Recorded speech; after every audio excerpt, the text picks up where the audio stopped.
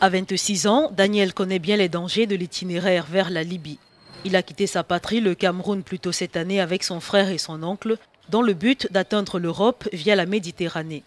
Mais leur voyage a mal tourné. Ils sont tombés sur des trafiquants qui exigeaient d'eux le paiement de 1100 $ supplémentaires. Faute d'argent, Daniel et sa famille ont été jetés dans l'un des centres de détention informels de la Libye, où ils ont été maltraités.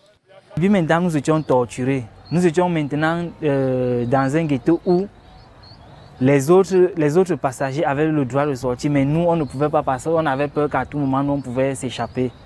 Sorti des Géos libyennes après le paiement d'une rançon, Daniel poursuit son voyage jusqu'à Agadez au Niger, point de transit vers la Libye.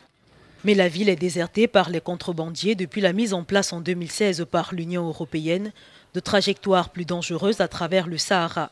Un coup dur pour les passeurs. On ne connaît aucun travail si ce n'est pas ce travail.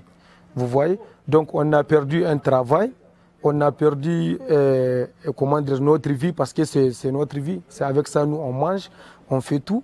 Vous voyez? Mais à cause de la loi, c'est obligé, on va respecter la loi. La loi est plus forte que tout le monde.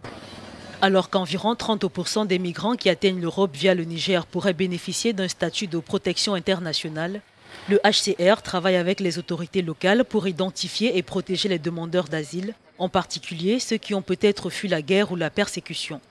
Cette loi met les gens dans une situation telle qu'ils vont devenir pauvres, ils seront dans le déniement et au bout d'un certain temps, ils seront difficiles à contrôler. C'est ça en fait notre préoccupation.